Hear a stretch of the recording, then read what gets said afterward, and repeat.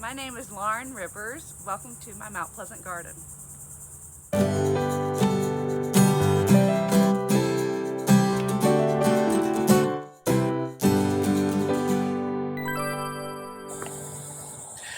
I just wanted to tell a little bit more about myself and my background. I am a fine jeweler. I went to school to be a platinosmith, goldsmith, and a stone setter. I have my own fine jewelry company. Did my engagement ring is one of my pieces, and I do some in my cross little necklace I'm wearing. And also my undergrad, I have a degree in painting. So I just bring in a lot of thinking about color theory and thinking about textures and all that in the garden. And of course I'm holding one of my pieces that I think I incorporated, just bringing in my background from jewelry, and I love jewelry, but I'm sitting up there in my studio and the gardening really gets me out. So this is one way, just such an example of how I've incorporated both of my loves into one thing. I actually make the wire topiary, and yeah, the crosses are a real sweet picture of all that. So my husband and I moved to this house about 3.5–4 years ago, and we have done a completely almost renovation of the landscaping, have ripped out a ton of shrubbery, and since then, for the last 1.5 years, I've been working with Beth McGinty from Blooms by Beth and Ann Calhoun, and their influence and style has impacted me for what I've designed my garden to be like. So along this walkway, we have some Florida moonlight caladiums, some Fiesta caladiums, variegated aspidistra, farfugium, and some gingers kind of dotted throughout the space, blue star fern, and regal shields, which is the elephant ear. One of my favorite plants along this pathway is the blue star fern, and I have a burning passion for them, especially in they're fertile, which I'm pumped about because they'll spread, but these actually came from my sister's yard in Florida. In this bed, we have a few of my favorite plants, which is the false African hosta. It's not getting quite enough sun, otherwise it would have more spots on it. But right over here we have the hardy maidenhair fern, the Ming fern, Austral gem fern is right over here, blue star fern, ribbon fern, and a few others. And I actually am teaching a class on ferns in August for the Charleston Horticultural Society. And I wanted to point out this planter right here on the corner. I thought it was way too much and too big for this space, but there's something about it that I thought was nice, that it kind of grounded and weighted this corner of the bed. And I'm a huge fan of dark colors, and so that's why I have these regal shields in there. And there's the plectranthus, which has the purple flower, and the planter. But the sun, when it sets, it kind of hits the back of these regal shields, and I'll get in here to show you. And when the light hits it, you can see almost through it, and the veins are just highlighted, and it lightens up this space a little bit. I wanted to point out these other two planters at the end of this walkway. One of these actually is the planter itself is from Elizabeth Stewart, and the little holes in there I've kind of tucked in some resurrection fern. I have a Rex begonia, a weeping blue ginger, a variegated sansevieria, and some other fun cactus that I got from a friend and that I'm not sure the names of, but I just wanted to show you, that you can propagate things and just tuck them in. And so some of these things might not quite be rooted, but they have more of a succulent nature, so they'll flush out.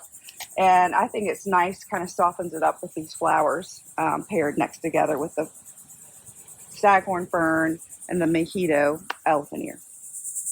One of my favorite things to do, and one of the things that my family and close friends know me for best, is picking up yard trash.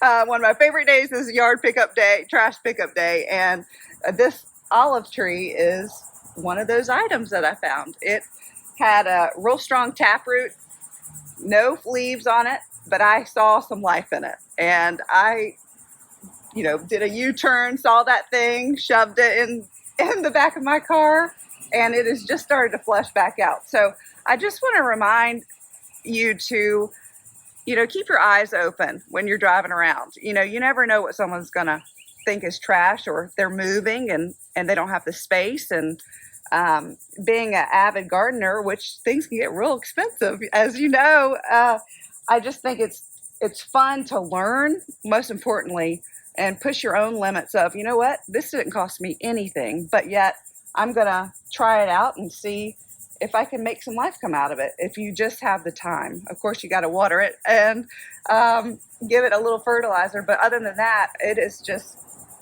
been a fun little showpiece. And now I know it seems a little scraggly, but I almost enjoy the sculptural texture within the garden. My husband gave me this water feature when we moved into this home. He actually bought it without me even knowing about it and giving any advice or opinion about the style or color or anything, which was pretty risky in my opinion. But it turned out to be one of my favorite parts of my garden. Having a water feature of any kind, small or large, is so almost heavenly. The water kind of draws you in. The sound is nice to have. There's a screen porch that is right behind us, and so I can look out and actually hear the water. And then, of course, birds love to come, and they actually sit on top of the ball and drink from the water. So at the back of this bed of the water features on the other side, just moving around, we have some Mystic Spire salvia and Wendy's Wish salvia, rockin' fuchsia kind of tucked back in the back, some tibachinas that are quite in bloom yet, and some more olive trees. We have music note clerodendron that is not in bloom yet. One of my favorite things about this section is the Wendy's Wish and the rockin' fuchsia. The hummingbirds just go nuts over it, and that has been probably the biggest joy of this past spring season, is learning how to draw the pollinators in and the hummingbirds in. Moving around, I want to show you one of my prize of this garden is my Staghorn ball. My sister is a real estate agent in Florida, and she was selling a house, and the owner did not want the Staghorn. So, of course, my sister calls me up and she says, if you can get it up here, you come down, pick it up. I mean, the thing weighs a ton, but man, what a treasure to have. So I wanted to point out also underneath the Staghorn ball is this tongue fern, and in the midst of some weeds, but I don't know if you can see the tongue fern that kind of does a U underneath the Staghorn ball. It's a very hardy fern. It actually grows really well in England. It does well with cold. And my neighbor was throwing it out. She was redoing a bed, and I told her what she had, but she said, we don't want it. So I said, well, I'll take it, and I can't wait to give it to some of my favorite people too. And that's been a huge treasure as well. And you can tell by just walking around little parts of my garden that I do have a passion for ferns and staghorns in particular too. My husband and I made these. We cut them out of a cedar wood and mounted the staghorns. I drew out the patterns. Each of them are a little bit different, but just wanted a big impact. I didn't want a ton of plants on the screen porch, so it just is kind of a nice space.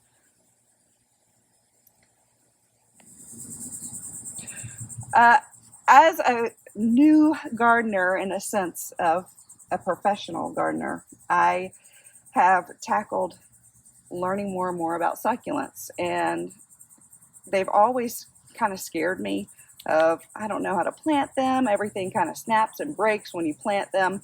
I don't know what is sun succulent, what is shade, and I just kind of, after really having a passion for propagating different items and of course, YouTubing a ton of stuff about succulents. So I thought, you know what, I'm just going to just do it. And if the succulent dies, it's fine, but at least I learned something. This is the brain of the garden. As you can see, it's the cleanest it's probably ever been. But this is just where I can come, and this is my space, and just have fun with things. I have a working sink.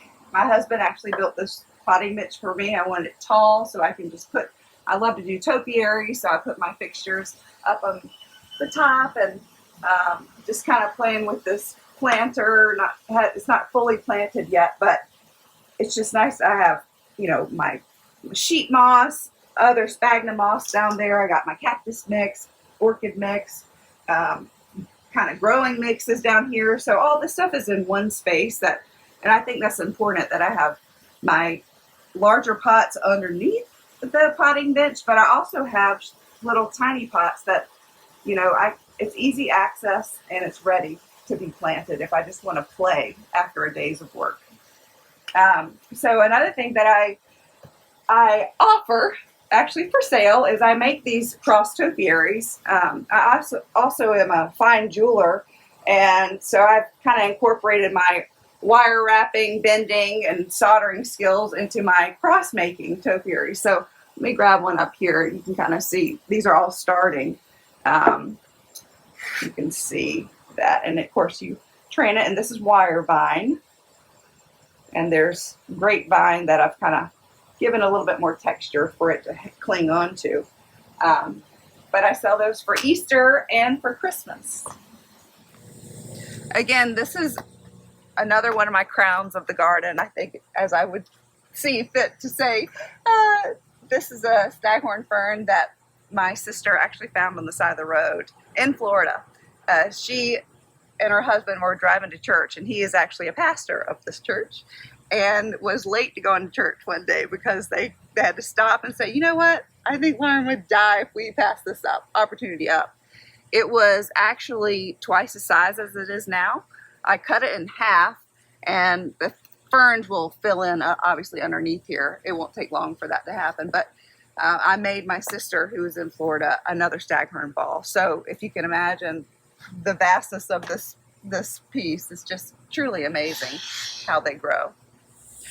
Thank you so much for sharing some time with me today in my garden. It's such a sweet and special place for me, and I get tons of joy, and I get a lot of free therapy out of gardening in here. And I just wanted to remind you, just keep at it and enjoy the process of, even if something dies, just keep going after it. And as the theme has kind of been looking at things off the side of the road, and just playing around with different things, and see what happens within your garden, in your space, and you'll never know what it will come and look like. So thanks again.